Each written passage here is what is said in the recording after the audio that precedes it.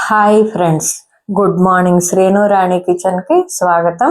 యాత్ర రెండవ రోజు అరుణాచలం నుండి మరుదమలై ప్రయాణం అయ్యాము.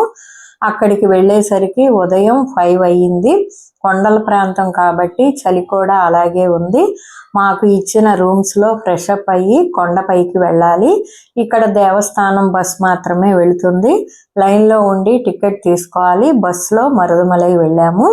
కొండల మధ్యన సుబ్రహ్మణ్య స్వామి దేవాలయం చాలా కన్నుల విందుగా ఉంది. చాలా బాగుంది. స్పెషల్ దర్శనం టికెట్ తీసుకుని దర్శనానికి వెళ్ళాము. ఇక్కడ స్వామివారు శ్రీవల్లి దేవసేన సహిత సుబ్రహ్మణ్య స్వామిగా కొలువై ఉన్నారు.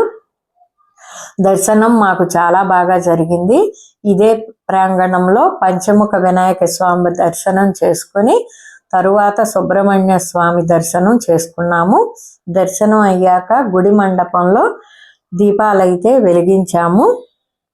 చూడండి, కొండల మధ్య ఎంత బాగుందో.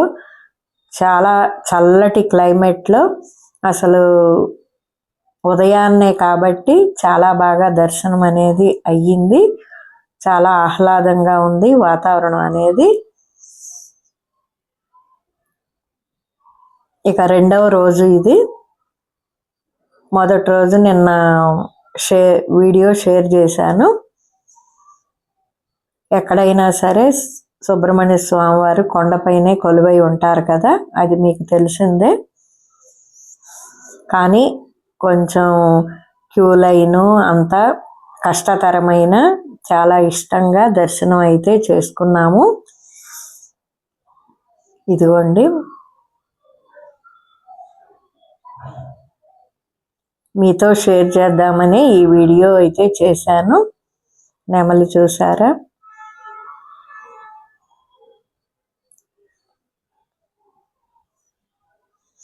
గుడి ప్రాంగణం అయితే ఈ విధంగా ఉంది.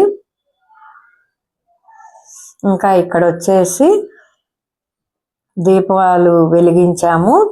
తమిళనాడులో సుబ్రహ్మణ్య స్వామి దేవాలయంలో ఇది కూడా ప్రముఖమైనది. అందరూ తప్పక దర్శించండి. తరువాత బస్సులో అయితే ఈ విధంగా దీపారాధన చేసిన తరువాత ఇంకా మేము కిందకైతే వచ్చాము. ప్రతి చోట ఈ విధంగా అవకాశం ఉన్న చోట దీపారాధన అయితే చేశాను. మా తమ్ముడు, మరదలు, శ్రీవారు, నేను అయితే మేము వెళ్ళాము.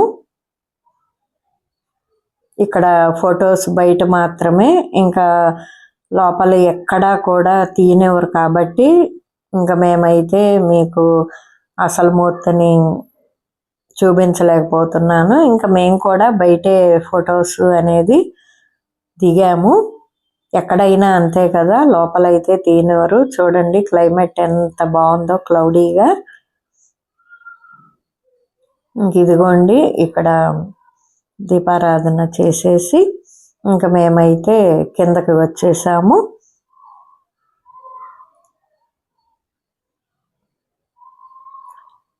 చాలా సంతోషంగా ఉంది. ప్రతి చోట దీపాలు అనేది వెలిగించటం అవకాశం ఉన్న దగ్గర అయితే మేమైతే వెలిగించాము.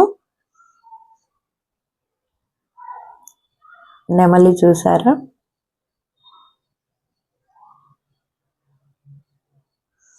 మీరు అవకాశం ఉంటే తప్పకుండా దర్శించండి ఆ స్వామివారిని.